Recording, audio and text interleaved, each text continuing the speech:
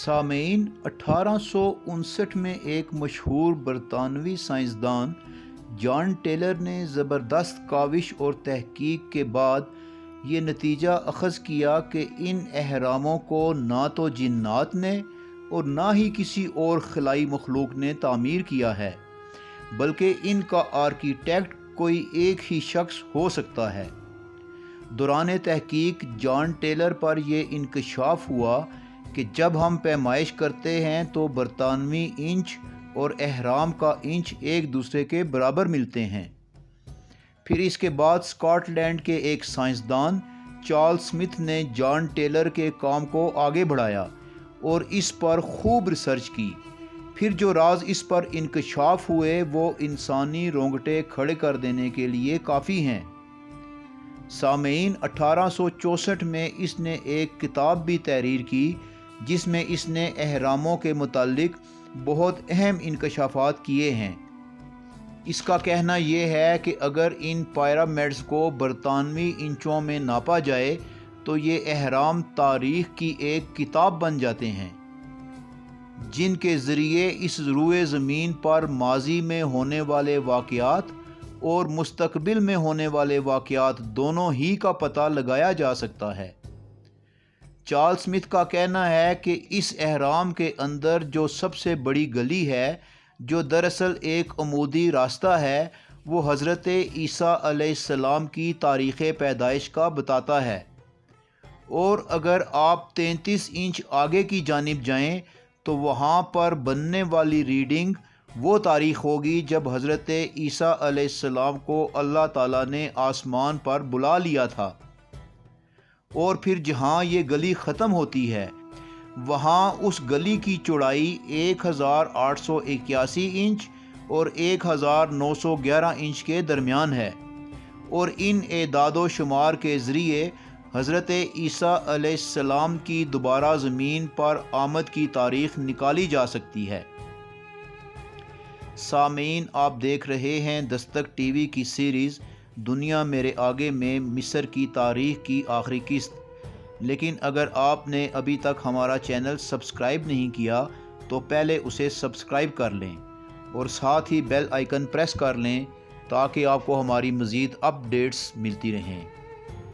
सामीन, आखिरकार ये राज फाश हो ही गया कि मिस्र के ये दो कामत अहराम कैसे तामीर किए गए। साइंसदानों और आसार कदीमा वालों का कहना ये है कि उस दौर में ये अहराम बनाने के लिए दरियाए नील से ऐसी नहरें निकाली गईं कि जिनमें कश्तियाँ चल सकें। फिर इन नहरों के पानी का बहाव नीचे की तरफ रखा गया ताकि ये कश्तियाँ भारी साजो सामान उठाने के बावजूद बग़ैर ज़्यादा ताकत लगाए इन नहरों में आगे बढ़ सकें। इसके बाद इन पत्थरों को कि जिनमें एक पत्थर का वज़न 2.5 टन था, इन कश्तियों में लादा जाता और इन्हें उस जगह पहुंचाया जाता जहां ये अहराम बने हुए हैं। इस सफ़र में मज़दूरों को 3 दिन लग जाते क्योंकि जहां से पत्थर लाए जाते वहां से इन अहराम तक का फ़ासला 1000 मील के लगभग था। सामीन, तहकीक और खुदाई के बाद पता चला कि अहराम की ज़मीन के नीचे उस नहरी निज़ाम के वाज़े शवाहिद पाए गए हैं, जबकि आसार कदीमा वालों ने कश्तियों के लंगर अंदाज होने की जगह भी ढूंढ निकाली और यूं ये पुरस्रार मोमा हल हुआ। सामीन, दूसरा सवाल ये था कि इन पत्थरों को किस तरह इतने ऊपर तक ले जाकर तामीर किया गया।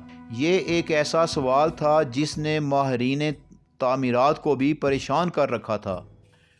लेकिन फिर 2008 में एक अमरीकी साइंसदान औरत मारियन क्लिमनर्स, जो पिरामिड से मुतल्लिक एक कदीमी तहकीकी किताब का मुताला कर रही थी, कि उसके एक सफ़े पर उसने एक तस्वीर देखी जिसने उसे चौंका के रख दिया। तस्वीर में अहराम की तामीर के दौरान एक कतार में लोग खड़े हैं जिनके हाथों में कोई रस्सी नुमास चीज़ पकड़ी हुई है, जो दरमियान में किसी मकान के निज़ाम से गुज़र कर हवा में मुअल्लिक पतंग जैसी किसी चीज़ से मुंसलिक थी। जब मारियन क्लिमनर्स ने अपने साथी माहिरीन को ये तस्वीर दिखाई तो उन पर यह हकीकत भी आश्कार हुई کہ میکان کے نظام کا مقصد ہوا کی طاقت کو چرخیوں یا پلیوں کے ذریعے قابو میں رکھنا ہے۔ چنانچہ انہوں نے اس کام کو آگے بڑھایا۔ انہوں نے بازار سے پتنگیں خریدیں اور 2.5 میٹر لمبا شہ تیر اس کے ساتھ باندھا، جسے پتنگ نے بآسانی اٹھا لیا۔